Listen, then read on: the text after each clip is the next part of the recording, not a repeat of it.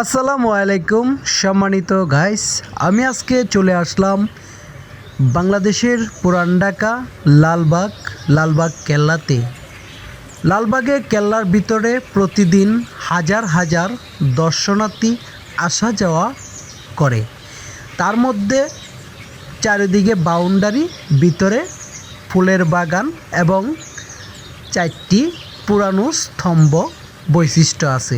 সেটি দেখে আমাদের খুব ভালো লাগে এবং লালবাগ কেল্লা পার্কের ভিতরে ফুলের বাগান রয়েছে। সেই বাগানে বিভিন্ন রকমারির তাজা ফুল আছে।